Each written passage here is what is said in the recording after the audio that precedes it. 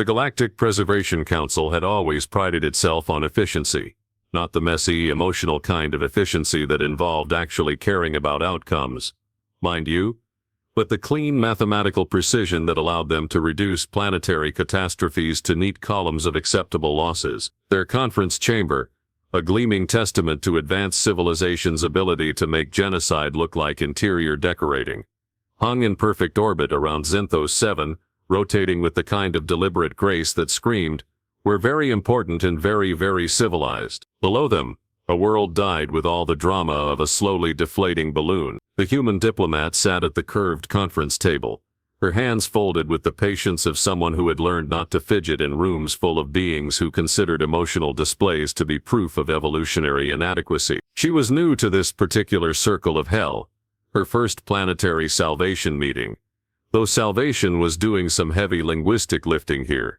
The three other council members regarded her with the sort of polite interest usually reserved for particularly articulate houseplants. The architect spoke first, because crystalline beings apparently couldn't resist the urge to lead with their most intimidating feature, namely their ability to reduce complex moral quandaries to simple arithmetic. Its voice resonated through the chamber like wind chimes made of calculator keys. The atmospheric degradation follows predictable parameters. Industrial collapse has accelerated beyond recovery thresholds. Current population 2.347 billion. Sustainable population given remaining resources 512 million.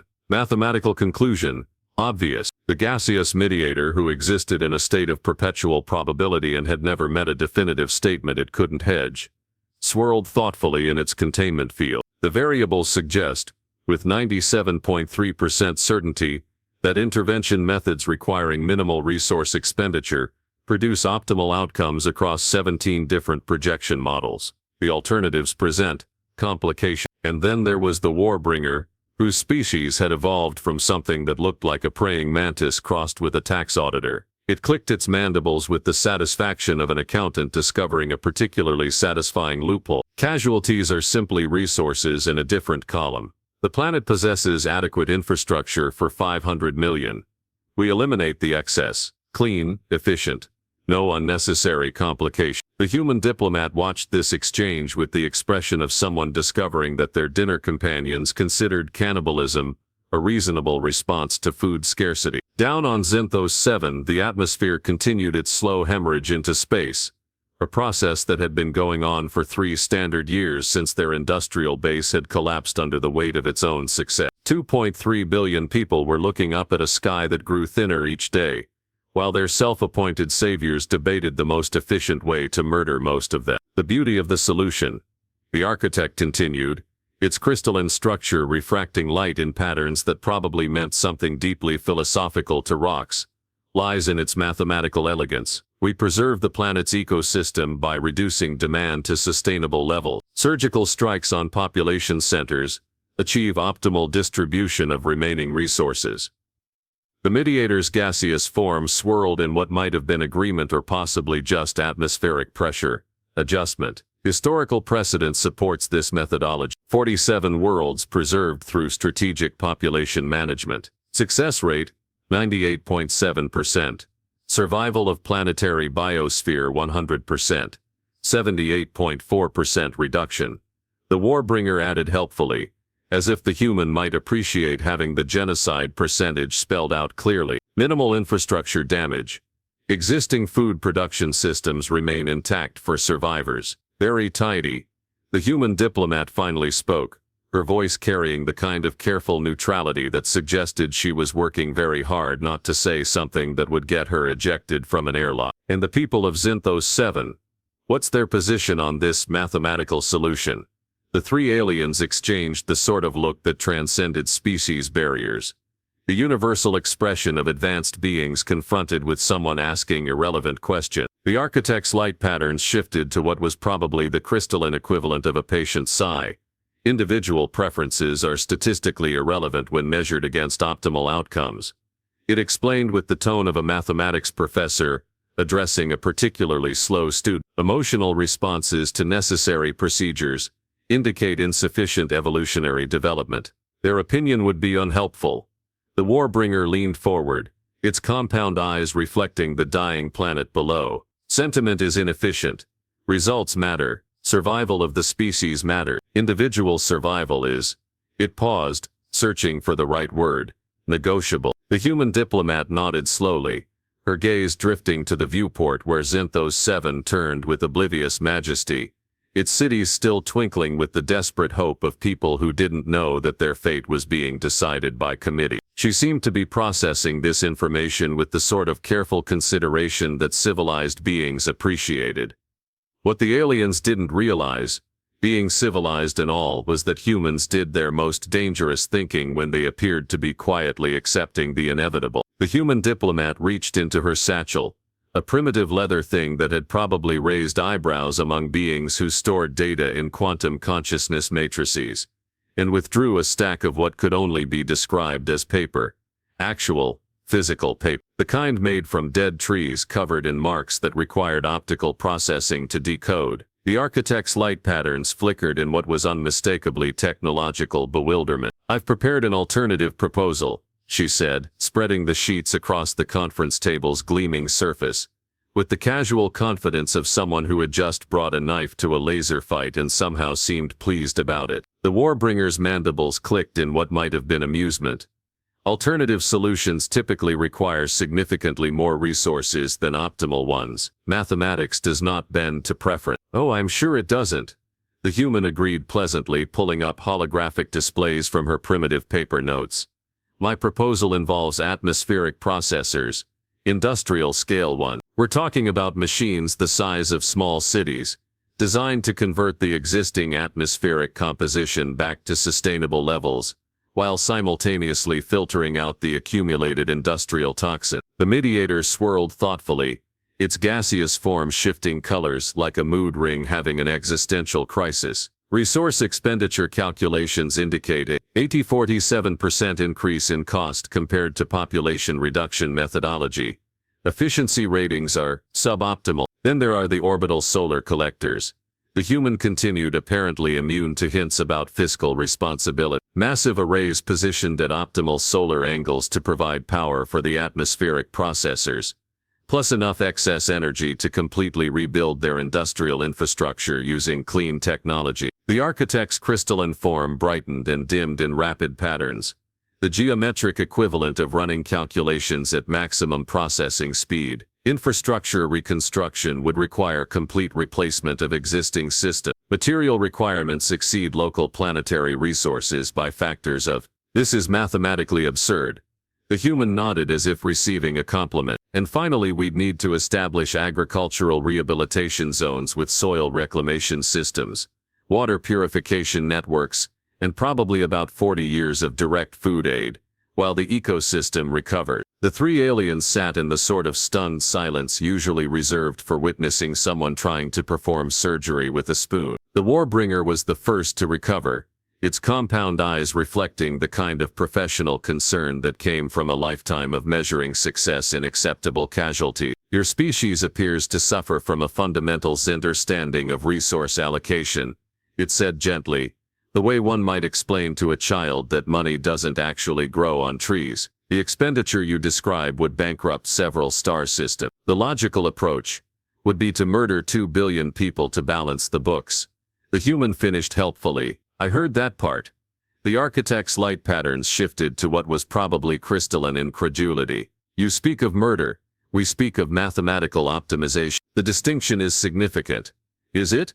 The human leaned back in her chair with the sort of casual interest that suggested she genuinely wanted to understand the difference between genocide and accounting. "Because from where I'm sitting, it looks like you've decided that 2 billion lives are worth less than the cost of fixing their planet."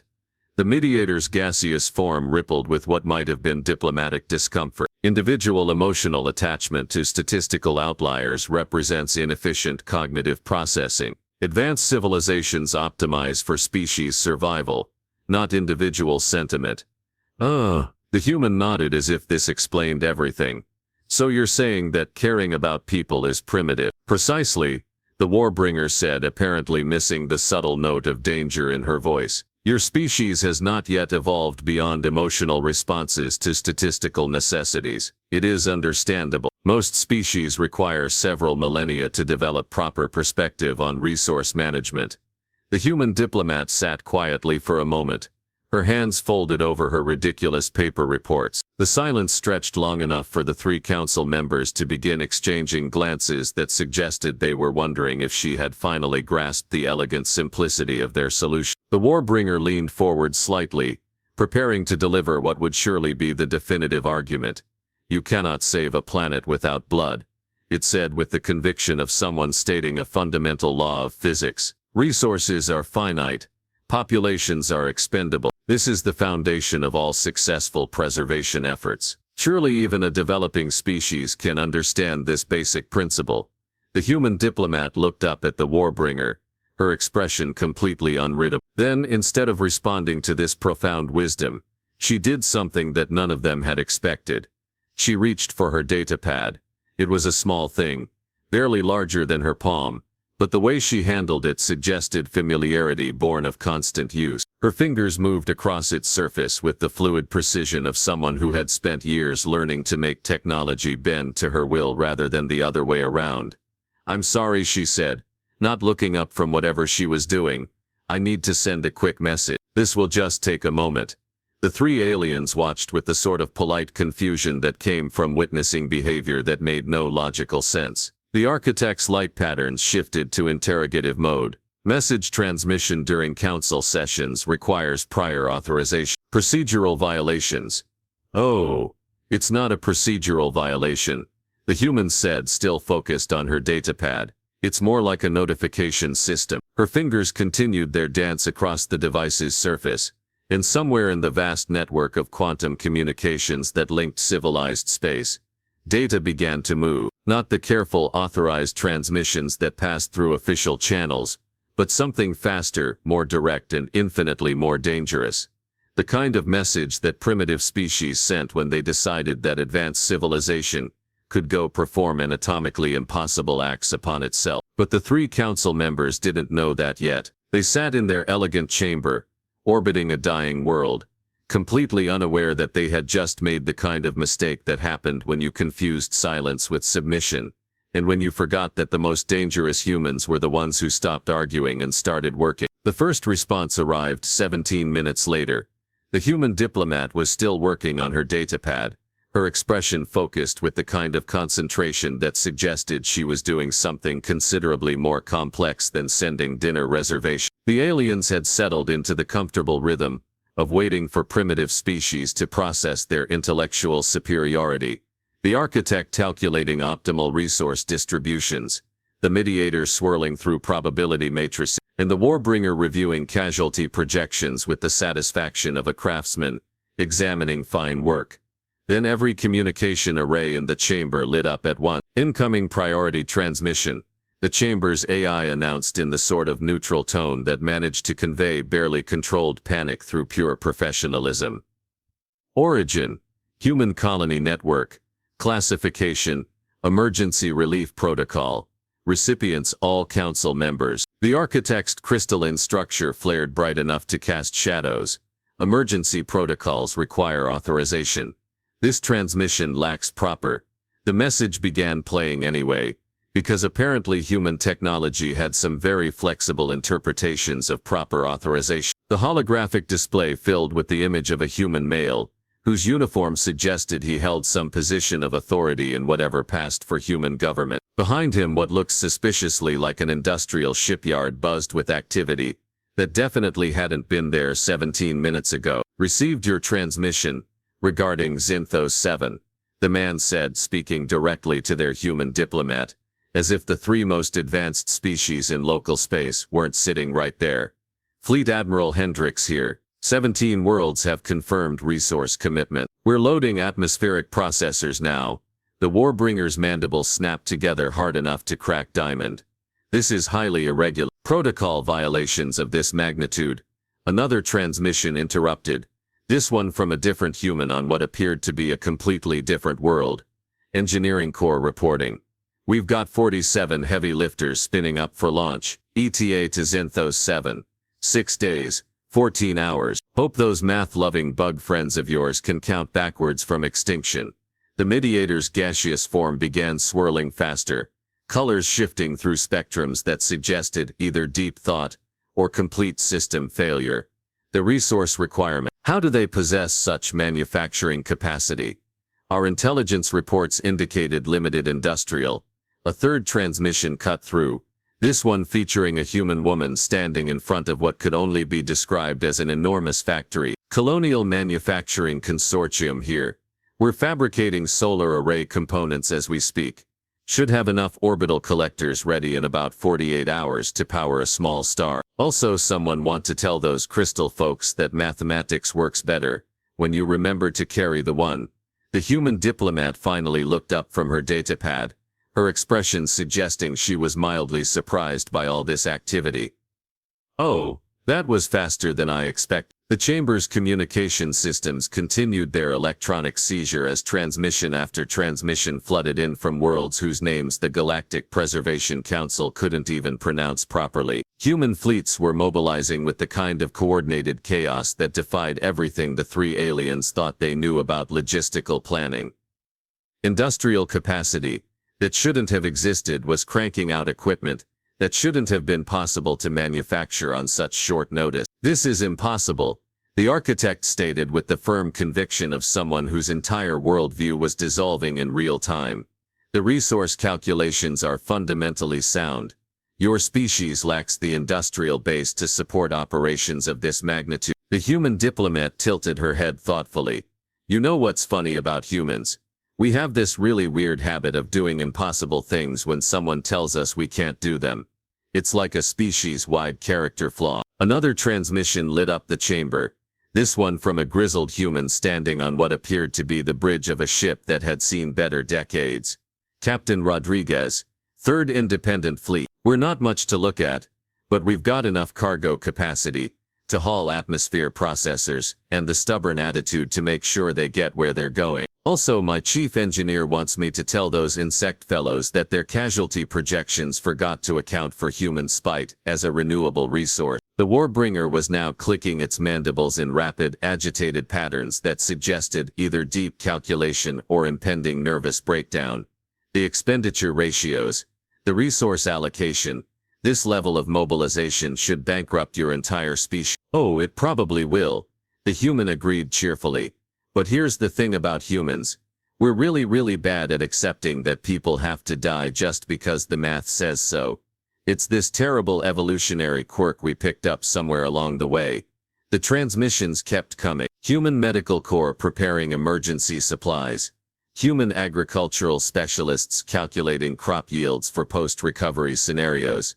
Human engineers arguing over optimal atmospheric processor placement, while simultaneously building the things they were arguing about. It was the kind of coordinated chaos that advanced civilizations spent centuries trying to eliminate from their operational procedures.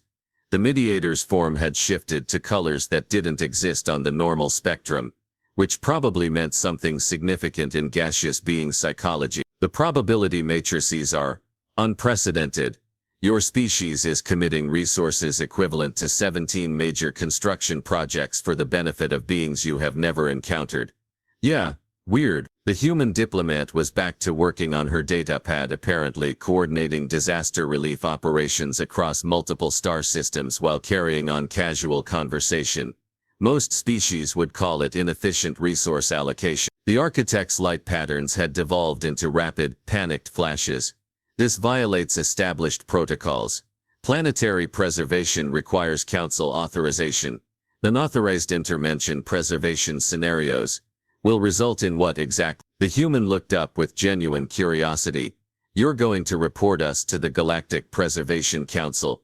Because I hate to break it to you, but we're kind of having this conversation with the Galactic Preservation Council right now. Another wave of transmissions flooded the chamber. Human industrial worlds were retooling their entire manufacturing bases. Human transport fleets were calculating jump routes to Zenith. Human scientists were arguing about atmospheric chemistry, while human engineers were building machines to implement whatever the scientists eventually decided on.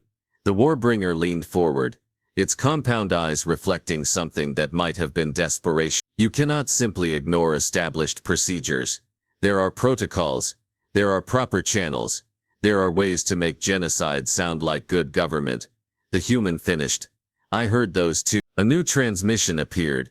This one featuring a human who looked like she hadn't slept in approximately 17 years, but somehow managed to project authority anyway.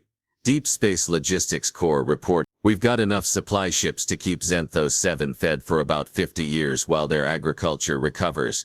Also, someone want to tell the gas cloud that probability matrices work better when you include the variable for humans being absolutely terrible at giving up. The human diplomat's datapad chimed softly. She glanced at it, nodded and looked back up at the three aliens who were now staring at her with expressions that transcended species barriers. The universal look of advanced beings discovering that their carefully constructed reality had been built on fundamentally incorrect assumptions. Fleet Admiral Hendricks reports first wave deployment begins in 4 hours.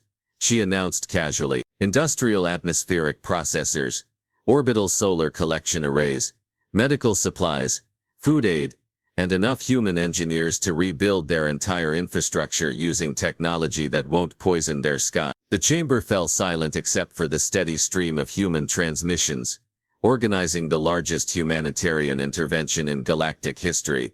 The three council members sat in stunned contemplation of what had just happened to their elegant mathematical solution. The human diplomat closed her datapad and looked directly at the Warbringer, her expression carrying the sort of polite interest that suggested she was genuinely curious about something.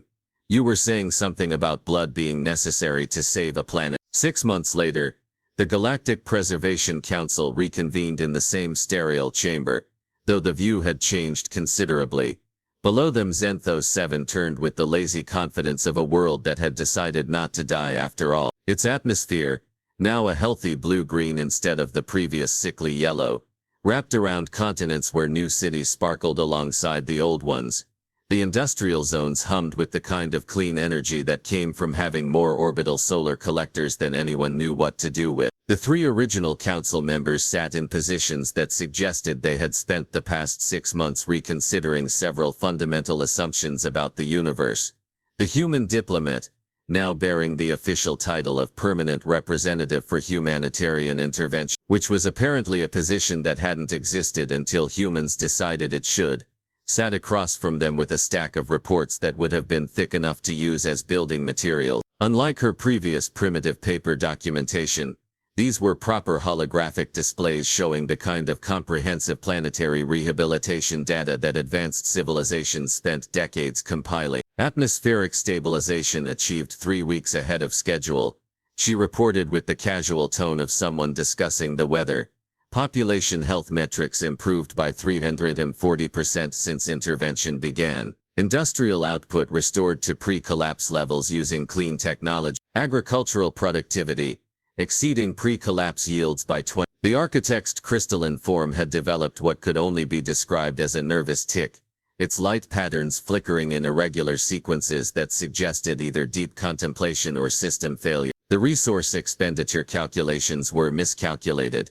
Our projections indicated complete economic collapse of contributing worlds within 2 standard years. Oh that. The human waved dismissively. Turns out the economic models were based on some pretty questionable assumptions about how humans handle large-scale projects. We're kind of weird about resource allocation. When people are dying, the mediators swirled in patterns that had become increasingly erratic over the past months, its gaseous form shifting through colors that probably indicated philosophical crisis. 17 additional worlds have submitted requests for humanitarian intervention, instead of standard preservation protocols. The probability matrices suggest this trend will continue expanding. The human diplomat nodded thoughtfully. Yeah, apparently word gets around when you fix planets instead of depopulating them. Who could have predicted that? The Warbringer clicked its mandibles in what had become a distinctly defensive rhythm. The precedent this establishes is problematic. Other species are beginning to question established preservation methodologies. They are suggesting that population reduction represents institutional murder, rather than mathematical optimization. Institutional murder. The human repeated the phrase as if tasting it. That's a fascinating way to put it. Very clinical. The chamber's communication systems chimed with an incoming transmission, though these days that usually meant more humanitarian disasters, requesting human intervention rather than proper authorization request. The holographic display filled with the image of another dying world, this one a gas giant's moon whose atmospheric processors had failed, leaving 3 billion inhabitants facing slow suffocation. The local council representative, a being that looked like a cross between a jellyfish and a filing cabinet, spoke with the desperate politeness of someone who had heard rumors about alternatives to mathematical solutions. We formally request humanitarian intervention from the Human Colonial Network. Our calculations indicate 67% population reduction would achieve resource sustainability, but we have been informed that alternative methodologies exist. The human diplomat glanced at her fellow council members with an expression of polite inquiry.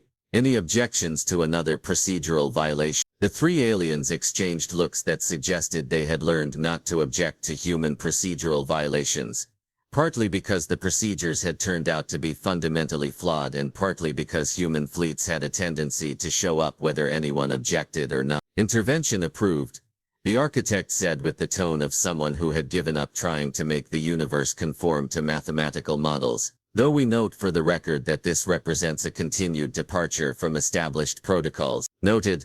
The human agreed, already pulling up her datapad to coordinate another impossible rescue operation. I'll make sure to include that in my report to the Colonial Network. They always get a kick out of hearing about established protocols. The transmission ended, and the chamber fell into the sort of contemplative silence that suggested everyone was thinking very carefully about the new reality they found themselves inhabiting. The Warbringer was the first to speak, its voice carrying the weight of someone who had spent months watching their fundamental worldview crumble.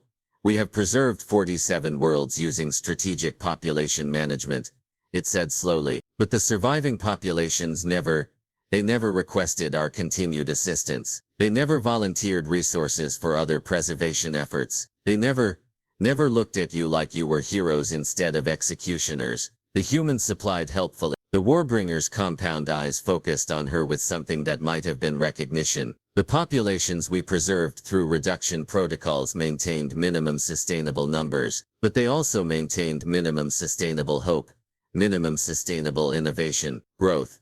The mediator's form rippled thoughtfully. Statistical analysis of human intervened worlds shows 340% increase in inter-system cooperation, 56% increase in technological innovation. It paused, as if the next statistic was particularly difficult to process. Immeasurable increase in what you term giving a damn about each other.